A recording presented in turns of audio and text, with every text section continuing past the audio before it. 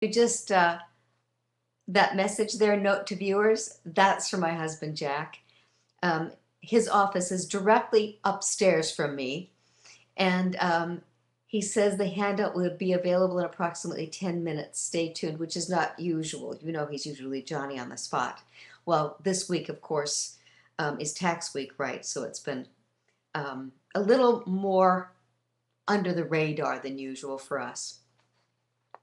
At any rate, um, remember the quiz that we had the first week where there were a whole lot of the list of 20 components when we want to measure emotional intelligence?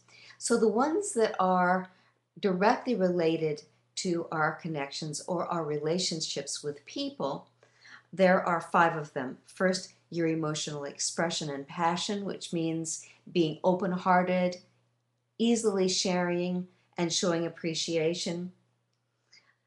Next one, emotional awareness of others, of individuals, the group, the nonverbal states. And the interpersonal connection, your network you're sharing with positive and negative emotions. Your trust radius, expecting the best, believing in yourself, both in the sense that you believe you're a good and positive person, your ability to trust others, not too trusting and not too little trusting, and your relationship quotient. Do you have rich, sustaining, and a life-enhancing circle of friends or people in your life? So let me read you once again the definition of emotional intelligence from Q-Metrics. And Q-Metrics really is founded on Esther Arioli and Robert Cooper's work. Exhaustive work, seminal work that's thrilling to me and that you can take to the bank. Emotional intelligence is the ability to sense, understand, and effectively apply the power and acumen of emotions as a source of energy, information, creativity, trust, and connection. So there are 3 aspects here that we're going to use as the kind of rubric under which we're looking at emotional intelligence. Number 1, cooperative. Emotional intelligence is the ability to build people up, bring them together, and motivate them to do their best. And that's really underneath great leaders. They have that ability, and those are not innate talents, they are skills that we develop. So you can develop these skills if that's what you decide you want to focus on. So that means being able to be cooperative with people. Social. Emotional intelligence is the trust to build fruitful and productive relationships, whether that's your intimate relationship with your partner or with your family members or your in-laws or your outlaws, with your community, with your friends, with the employees that interact with you for your work, with the community. You want to have a good social, free and easy quality in your life. So fruitful and productive relationships. And then the third element, encouraging. An emotionally intelligent person inspires creativity, loyalty, and support, which means you're surrounded by intelligent, healthy, caring people. Sound good? To most of us, to healthy people, that's one of the things that we crave, sincerely crave. We need it, and it's helpful to us. It's nurturing to us. You know, one of the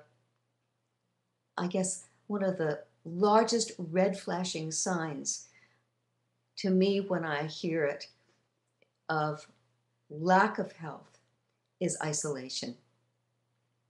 We don't want to be isolated. We want to be connected. We want to be cooperative. We want to be nourished, if not respected and loved.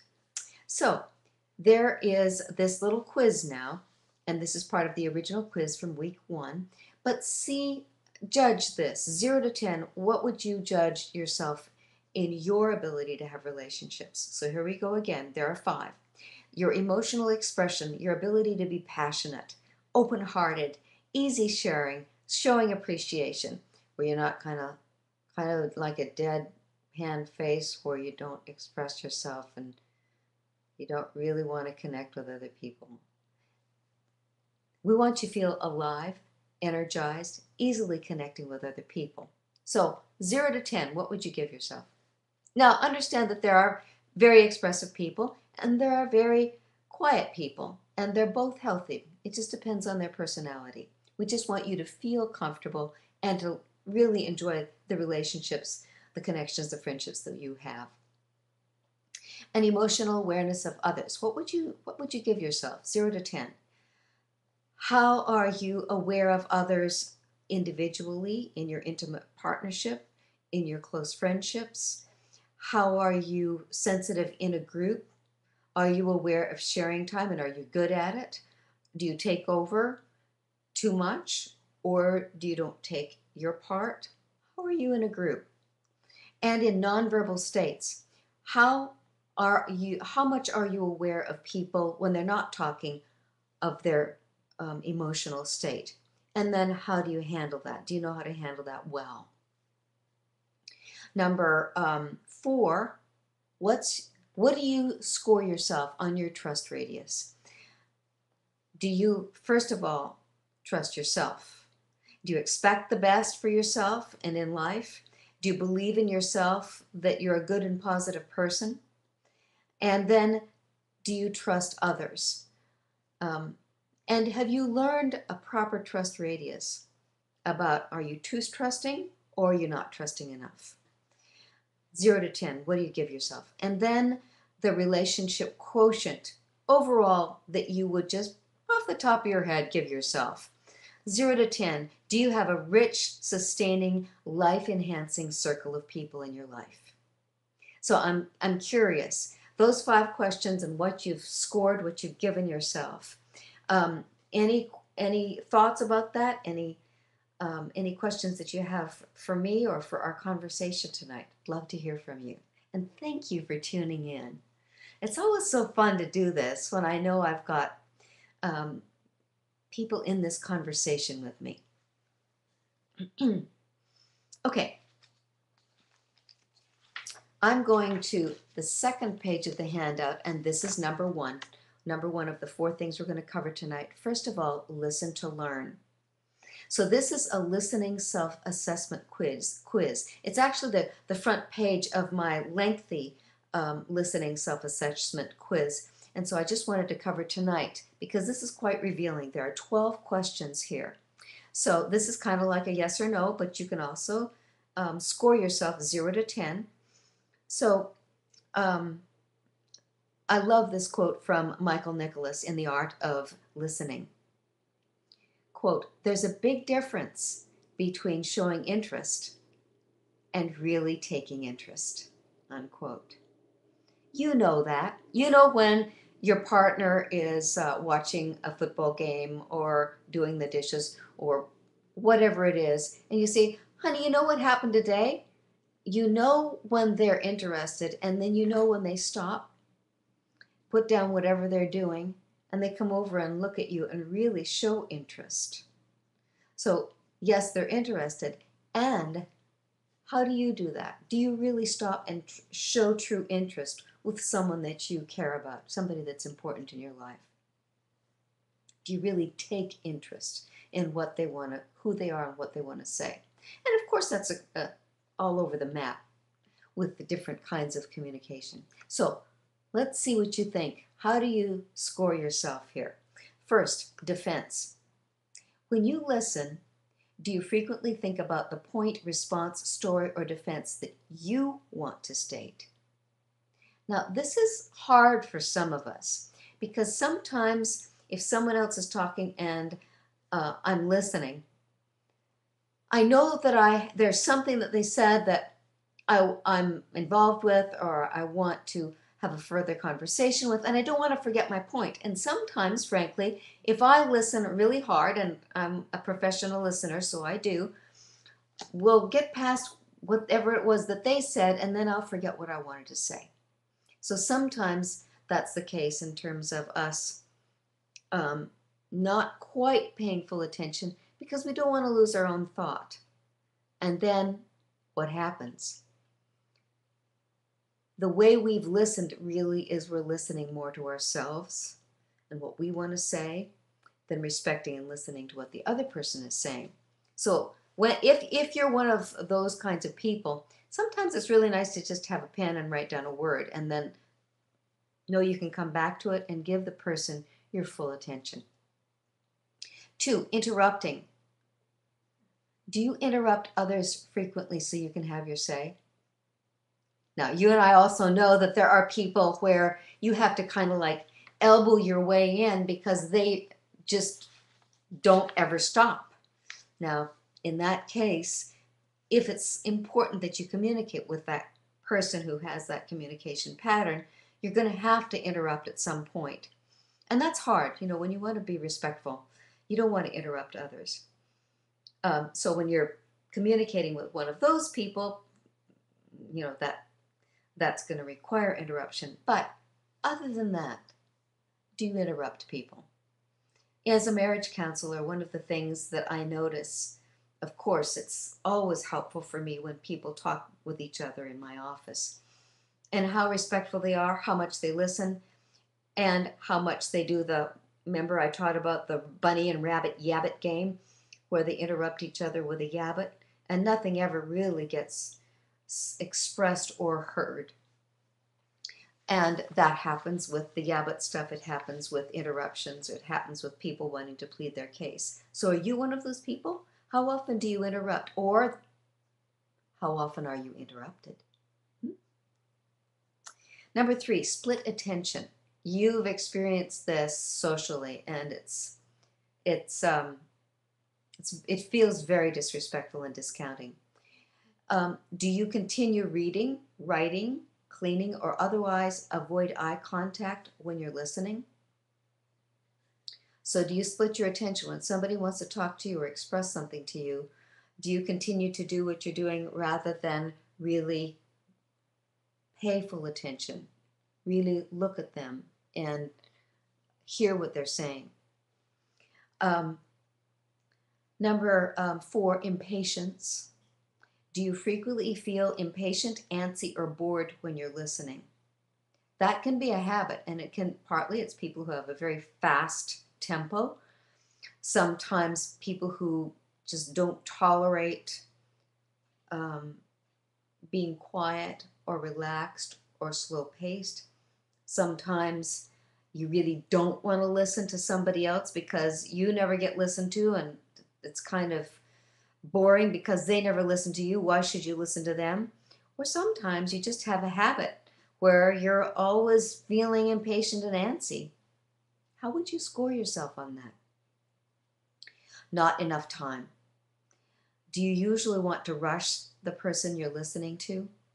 And how does it feel for you if somebody when you're expressing yourself, the other person says, yeah, get to it, how does that feel?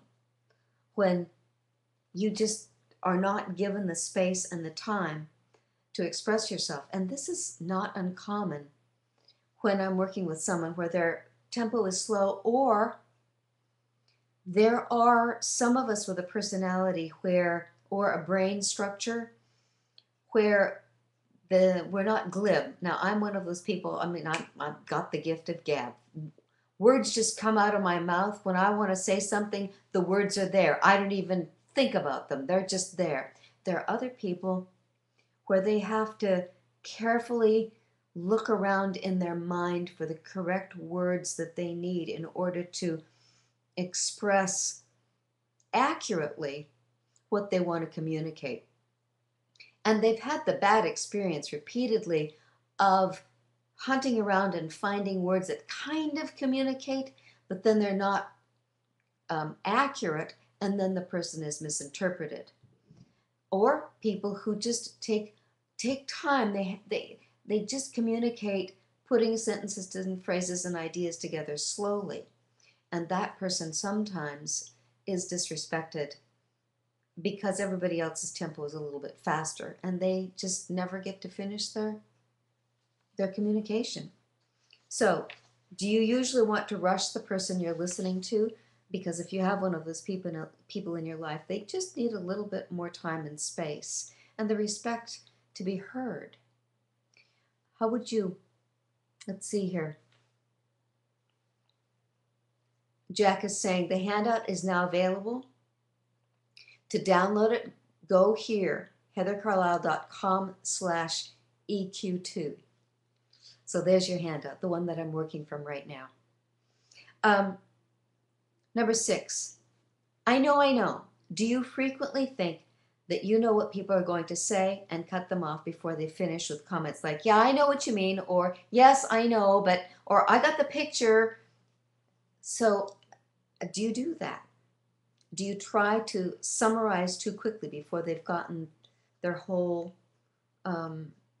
sentence or topic expressed? And because I am one of those glib people, one of the things that I've had to work on, and sometimes I still make this mistake, is I will tend to finish Jack's sentences for him.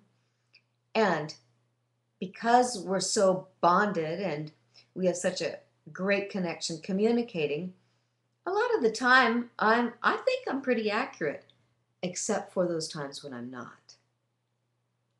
And then Jack says, well, do you really want to know what I wanted to say? And I say, of course I wanted to know what you say. And he said, well, now I've forgotten what I wanted to say. And then it's very disappointing. It's deflating to me because I lost control for a second, finished a sentence, and now I lost what my sweetie wanted to tell me. So that's my Achilles heel right there. The first word. Do you generally prefer to talk first and then listen?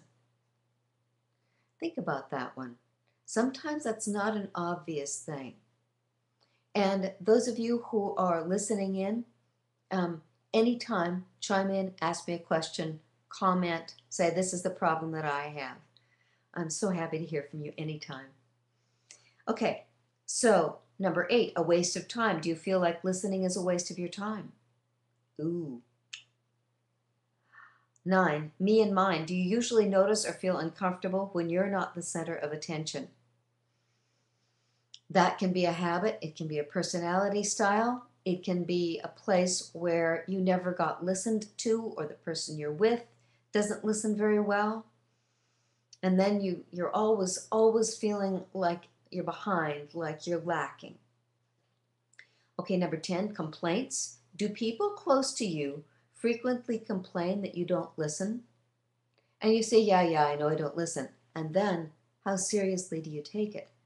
Because, when I'm teaching communication to couples, this is one of the things I say. It's more daring than diamonds, more caring than kisses, and more precious than platinum. It is listening. It's giving people that product, that commodity, which is completely irreplaceable. Time.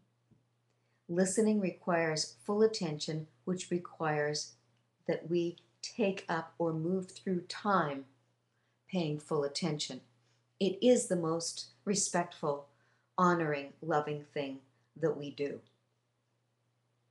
So good communication always starts with how adroit are you? How experienced are you?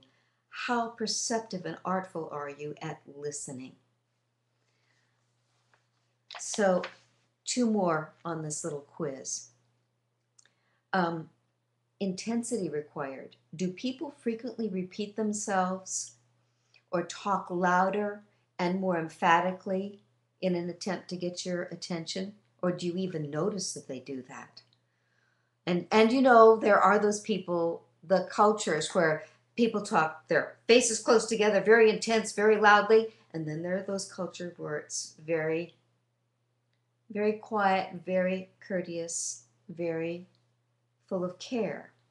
So are you one of those people that's intense and frequently you repeat yourself or talk louder in an attempt to get your attention?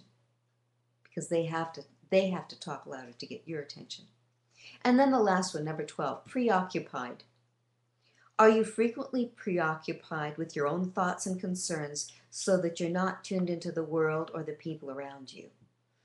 Sometimes thinkers people who are always um, creating, or knowledge workers in their own minds, or daydreamers, or something's bothering them emotionally. They're off somewhere else and not tuned into who's here in the present moment.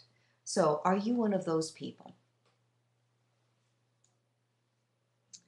I've got 2 people that typed in a period. Does that just say you're checking in? It's very sweet.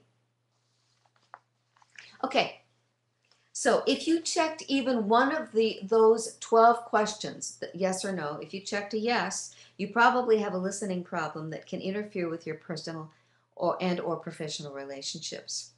So, if you want the lengthy quiz from me, just email me, and my email address is everywhere. Email me and ask me for the full-length listening quiz. It's one of the things that is so important with relationships, and especially in the relationships that really count for you, like your marriage and like your kids, your family. Okay, that's the first one, listen to learn. Second one, empathy and trust. Here's a quote from Tom Peters. Technique and technology are important, but adding trust is the issue of the decade. And truth to tell, hasn't it always, and won't it always be an issue? Trust. It's phenomenal how much trust there is in this nation among our people, with how successful it is. And yet, so often we've learned that we can only trust so far because we didn't accurately gauge, we didn't accurately understand trust radius with a person, because each one of us has a trust radius, right? So here's the little description I have of it. Trust radius is the degree to which you expect other people to be trustworthy, to treat you fairly, to be inherently good. Your inclination to trust until you have specific reason not to. And so some of us, and you probably know someone like this, something happened when they were very young, maybe even before they went to school, where they were betrayed or violated or hurt. And they learned that very, very early, that the world is not a trustworthy place. Or then there were people who are very protected, very nurtured, and they trust everybody, and then they get out into the world, and sooner or later they trust somebody who is not trustworthy and find how naive they've been. So we want to have as big a trust radius as we can that has to do with discernment or wisdom, because not everyone is healthy, and when people are unhealthy, sometimes they're not trustworthy in certain ways. Sometimes they're very trustworthy with certain things and not with others. So those who show strong capacities, emotional intelligence capacities, use their trust in a transforming way. Their belief system frees them to suspend narrow judgments, to establish stronger relationships, to enlist support and influence, save time, and harness the energy of those around them. If you have a good trust radius, you get all of those benefits. Trust radius correlates strongly to leadership qualities. Isn't that interesting? If you think about trust radius, if you're raised in a healthy environment, you trust yourself and you trust others. And when there's something happen that's untoward, it's something that you learn about, but it's not something that you had suspicions about or had fears about or needed to control, which means if something goes in some way wrong or bad, or you get betrayed, you don't take it deeply personally. You decide how you're going to solve the problem, how you're going to manage that particular relationship, whether it has to do with a business connection or a product, or somebody when they're stressed, they react a certain way. We learn about trust as we go through life, encountering people and doing things with others. Now here's a little quote from Robert Cooper, and he's one of the great researchers on emotional intelligence. He writes, "The more I trust myself and others and my environment, the more creative and effective I'll likely be." And that says that studies suggest that chronic mistrust and accompanying feelings of hostility may even damage the human heart, the physical heart, and can lead to a fatal heart attack. Dr. Redford Williams at Duke Medical Center says that the more limited a person's circle of trust, the more they may tend to stay angry, annoyed, irritated, or cynical, and to blame others. And if we have those negative attitudes, number one, what we were talking about in the first session on emotional intelligence, that's low emotional intelligence, rather than living with the positive emotions or feelings, or an emotional calmness and intelligence. This person is being kind of attacked by their own emotions chronically. And research shows that that tends to break down our physical health and our heart health.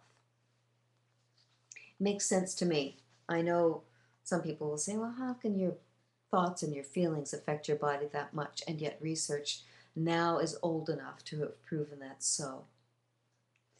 The opposite of trust radius is a routine skepticism, habitually distrusting the actions and intentions of others, which can impose a hidden tax on work and life. Taxes us, takes away from us.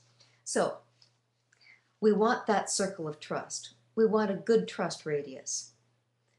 In business, your trustworthiness is built and sustained on a foundation of honest and appropriate disclosure, believability, and credibility. There is evidence that business trust depends first and foremost on making emotional contact with the listener. The listener. So when someone's listening to you, you want to connect with them, not just in the sense of being cerebral. Frank Crane, an historian and sociologist, said, "You may be deceived if you trust too much, but you will live in torment if you don't trust." Emotional intelligence is the most positive, happy, creative life possible. So we want you to be able to live with adequate and generous amounts of trust. Have a great trust radius. Meaningful dialogue. In order to uphold trust, we must be sure we're engaged in dialogues that exchange meaning. Learn to recognize and adapt your message to several different sensory modes, whatever their languaging instinct is, whether they're oral or visual or auditory or kinesthetic. First and foremost, on making emotional contact with the listener, if you can be discerning with that. Their language instinct to better gain the trust of all learning styles. So when you meet someone, are you open and receptive, or do you find yourself making judgments from a new interaction and relationship? How good is your trust radius? How open are you? How willing are you? Or how defended are you? How suspicious are you? Okay. I've shared with you here, this is what I think of as kind of like emotional intelligence grad school. It's my compassion scroll. Compassion meaning a level of empathy that's taken to the highest level, where it's truly charitable, truly kind, truly emotionally giving and sensitive.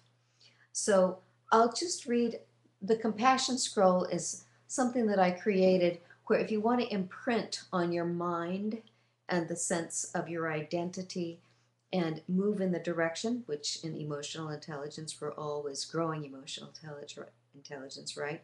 Which means learning, adding, practicing, improving. So that's one of the reasons I write scrolls.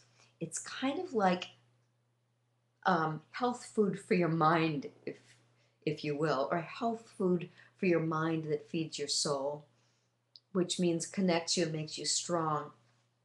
So the compassion scroll is a full page, and I won't read it now, but I'm just going to read the large kind of affirmation statements that affirm the attitude, the state of mind, the view of being compassionate. I think before I speak and act. I treat others with respect. I listen with empathy. I offer encouragement. Notice how much this is giving and not looking to get. I take time to express appreciation. I have a wise trust radius. I treat others with courtesy. I enjoy social encounters. I know when to help and when to step back. I respect myself and others exactly as we are. And that's that, again, the emotional intelligence about knowing ourselves and the sensitivity to accurately gauge what's appropriate, what's courteous, what's empathetic with others. And sometimes that means not giving, but holding back. Sometimes it means protecting ourselves. So, for example, I serve wisely without expecting in return nor compromising my own needs. I am sensitive to others and respect their manner of interaction and privacy. So that means that give and take. We have our own trust radius and we want to respect the other person's trust radius as well. To be that sensitive, that compassionate towards others. And of course, compassionate towards ourselves. And thus the 4 questions at the bottom of the compassion scroll, which says, what forgiveness would give you more peace of mind? Where can you forgive and be compassionate? What forgiveness would remove shameful or guilty feelings for you where you need to forgive? And then, sometimes this is harder. What self-forgiveness would give you more peace of mind? What do you need to just let go and forgive yourself? And what self-forgiveness would remove shameful or guilty feelings from you, where you forgive it, let it go, and move on? You may have to make restitution, but what would it be for you to clear that up, to let that go, to have that nicely peaceful attitude or feeling? Okay, we've got a question here, you guys.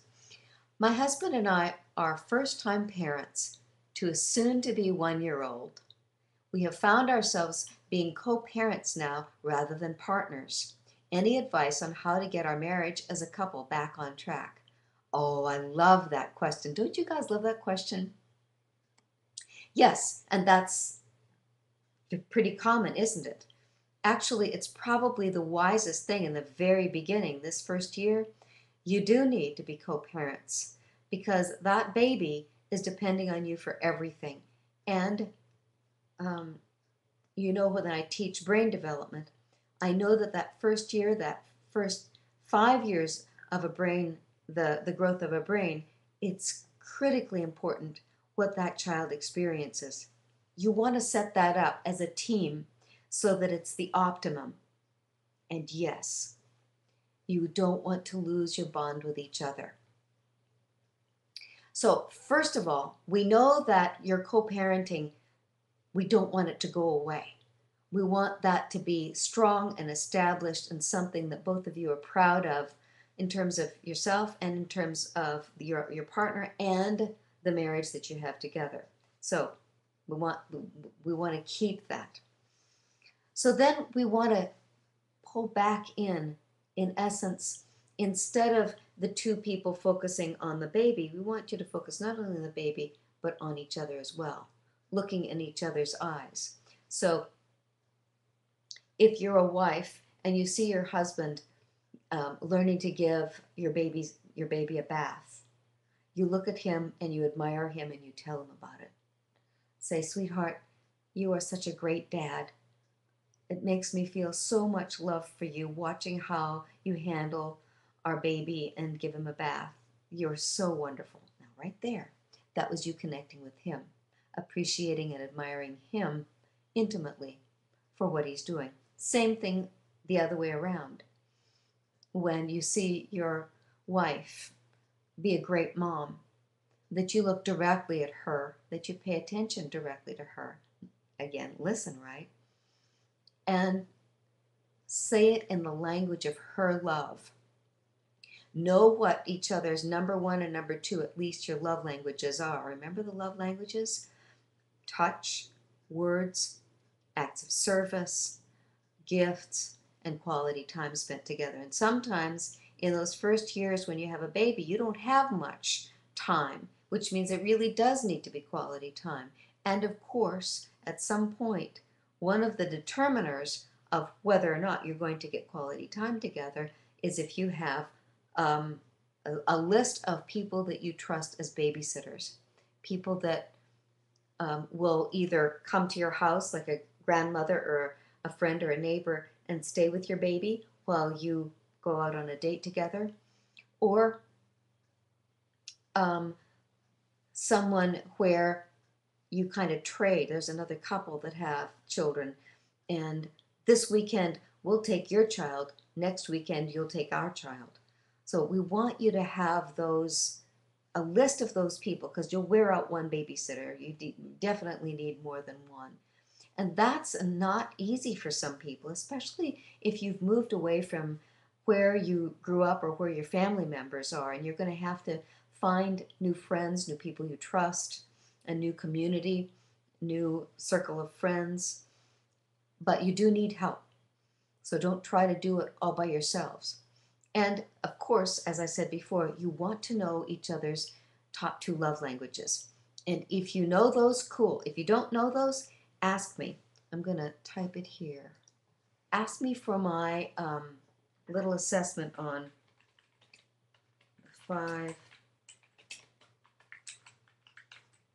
the five love languages. You need to know those, because you don't want to put energy into the one that's at the bottom of their list if you've got limited time and resources. You want to hit on the top need, right? So if your partner's number one love language is touch, and their number one touch is making love, and your baby is in your bed with each other, you've got a place where your partner's not going to get their number one love need met unless you figure out how to use a bassinet and get privacy where the baby is safe and quiet and not in the room with you. Or somebody that takes care of your baby while you have a wonderful date night, and maybe your date night is not going out to dinner.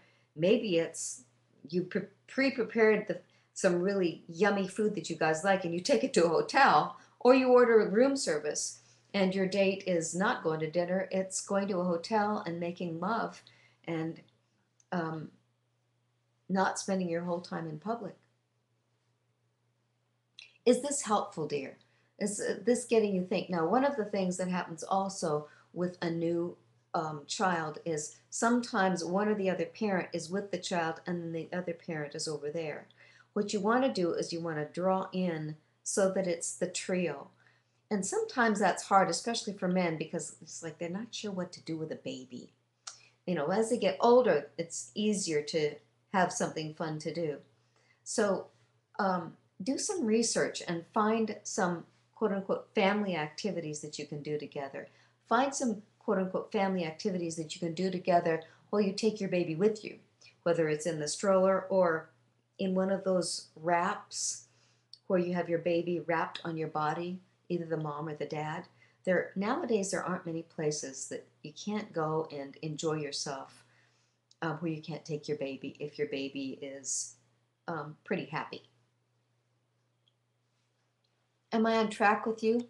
Do you have some specific questions that are concerning you about how to get your connection back with your husband, you and your husband, dear? And thanks for asking. So give me some feedback. Give me a little bit more direction.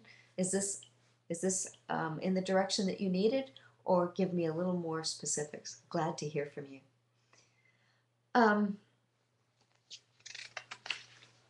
So let's just look at these other two things about interpersonal connections and handling conflict in terms of the components of emotional intelligence that have to do with connecting in relationships. Our Lady is saying, our family life is great, brava, and my husband is great with our son. Oh, it's our romantic side that is struggling. Good.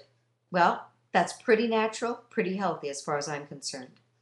And that means that maybe you're going to have to invent some new things. And you know that the thing that keeps a great marriage great is novelty and arousal. That means doing new things and things that kind of get you aroused, excited. Whether that's sexual or emotional or intellectual or physical, something that gets you a little going. And so if you guys like hiking, maybe you can take the baby, not during allergy season probably, but you can take the baby, you can plan to take the baby with you on a hike where that's kind of novelty and arousal. It's getting active, it's doing something together. And the act of the two of you planning it, like doing kinesthetic things where you get the map of Arkansas and you put it on the wall and you look at all the hiking treks and decide what you can manage with your baby and what. So I'm just brainstorming here. Depends on what the two of you really like to do together. And maybe the two of you now need to find more crossovers of things that you like to do that will fit into the time that you have outside of being parents. Things that you can do just the two of you and things that you can do with the three of you. Even when we have had time to go out together, it's just not the same and not much fun anymore. Aw, I work Monday to Friday and he works on the weekends, so it's really caused us to grow apart. Okay, dear. Yep, that's pretty normal. That would be pretty natural. So what we need now is what I call the daily dialogue.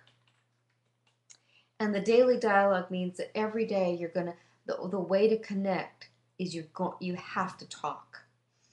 And the daily dialogue is a kind of like a set little discussion where you make sure that you catch each other up on the day. You talk about whatever it is that's confusing. Just email me because I don't know who you are and I certainly don't have your email address. So email me, dear, and ask me for the daily dialogue. It's a kind of a little list of things that you want to talk together. One of them is wishes, hopes, and dreams. One of them is a complaint with a request for change. And so that would be for you a complaint saying, not a criticism, just saying, you know, I really want to connect with you again. And I miss our romantic connection. I miss the male-female stuff. And so here are my requests for change. And you have some ideas. You know your husband, your dear heart.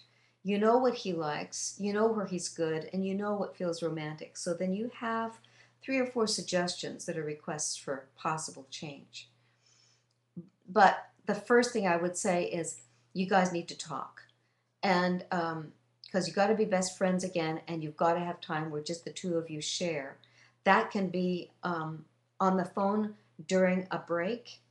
You know, maybe you take a break in the morning and it's a time when the two of you have an appointment to talk on the phone.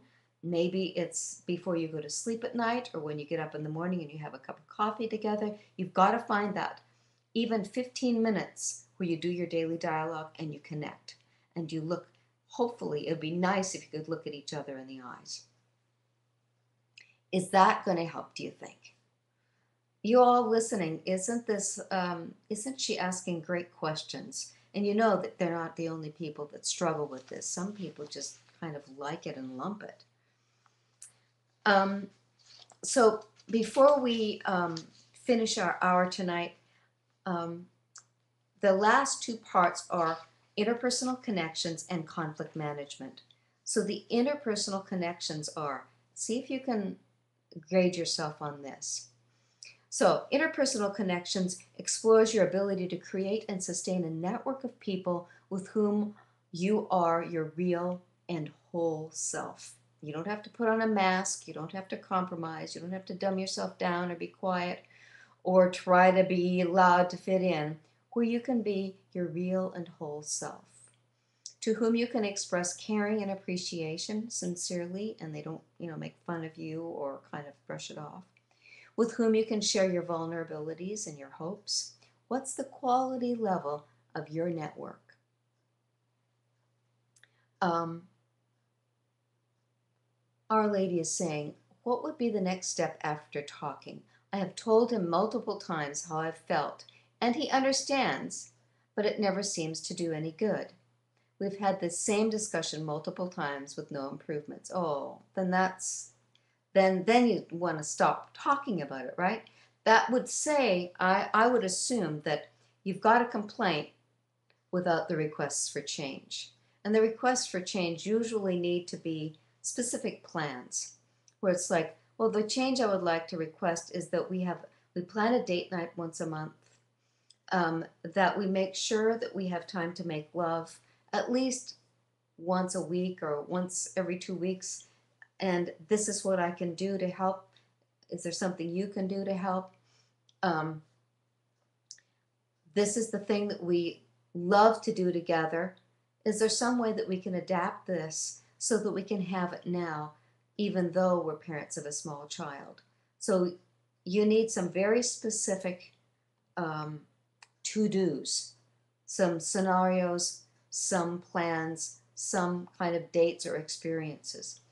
And sometimes that means in the evening you just do something simple like play cards with each other rather than watch TV. Or you give each other a massage. Something that's new and different, but something that gets you away from other distractions and coming back to each other. Does that help, dear?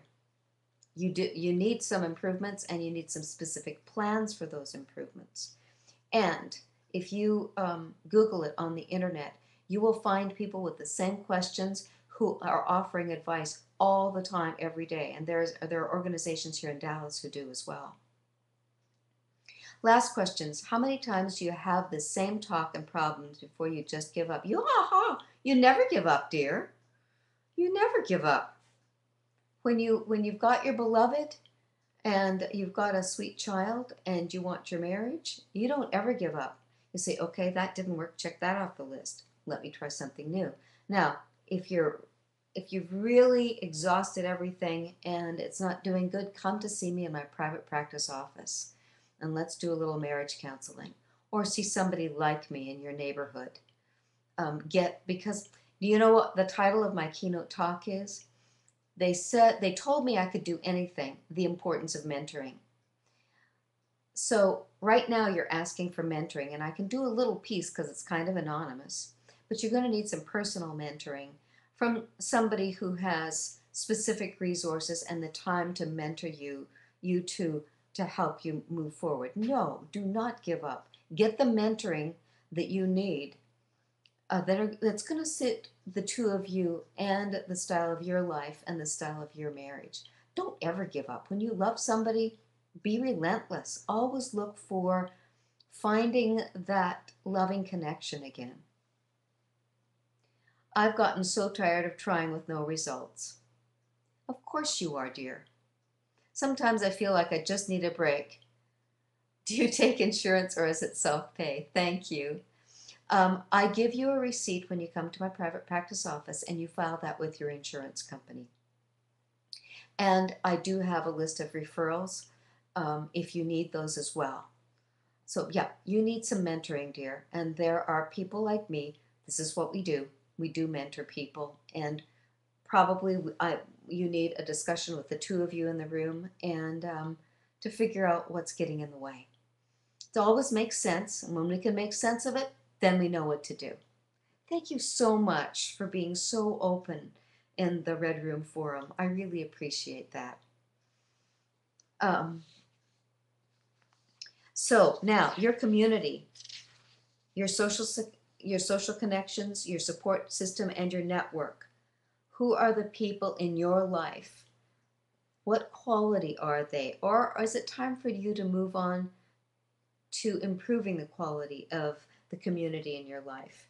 Your best friend, the family members that you have connected with your life, your business associates, your mentors or your coaches, the organizations or the associations that you belong to or help out with, the other couples that you date, the places where you do volunteering. Are those great? Are they enriching you? Or do you need to improve on that? Oh, thank you so much, she says. You are so welcome. That's exactly why I'm here, dear. Ah, brava. Thank you for making yourself open and vulnerable in the Red Room and asking for what you need. That's exactly why I'm here, dear. Okay, let's look at, before we close today, our time goes quickly, doesn't it? Because this is important and it's meaningful and I love it and it's good. So the last one is conflict management. Part of emotional intelligence is how do you manage yourself in conflict? And how do you manage other people when they get in conflict with you? Because you know what they say. It only takes one person to change a dynamic. And that means if you change, you're going to change how the conflict goes. But you usually need to set it up before there's a conflict with an understanding. So like, for example, when I teach people to take a time out, you don't just in the middle of yelling and screaming say, time out. Then it feels like it's coercive or pushy, and it's part of the conflict. No, you want to set it up in advance to say, I don't want to argue with you anymore. I don't want to fight. I love you, and this isn't working. Would it be okay if I thus and so? So a Celtic saying is, never give a sword to a man who can't dance. If you can't have a sense of humor, if you can't flow with things, if you don't have control over yourself, if you don't have a connection with your heart and your creative energy, then you can be mean and you can hurt. So we want you to stay connected with that. We want you to be emotionally intelligent. And we don't want you to do anything with your anger, because my policy is my anger is for myself, by myself. Nobody needs to be exposed to my anger. It's a blunt instrument and it doesn't do anything constructive in the presence of other people unless I am gracious and courteous, or unless as a guy you are a gentleman and discerning. So the first thing on my list is anger is for yourself, by yourself. And I want to remind us all that anger really is only a sign that we care about something deeply.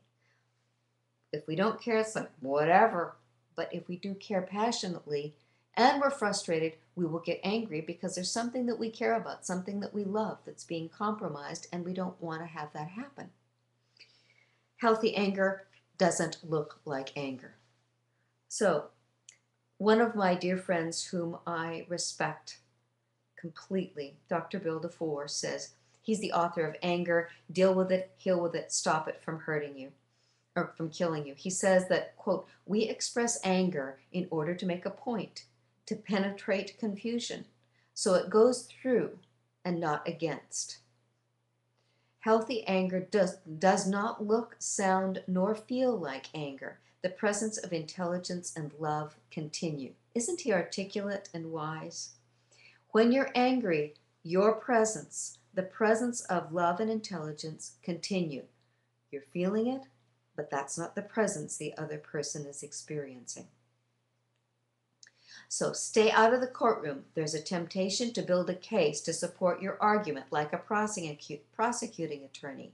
Instead of working on the problem at hand, we can fall prey to the seductive urge of bringing up old evidence to support our case and ensure that the other person is proven wrong. Well, if you want to solve a problem, it's not going to go anywhere if you're just trying to prove the other person is wrong. You want to look at how do we solve this problem. And one of the last points is, please pick only one thing.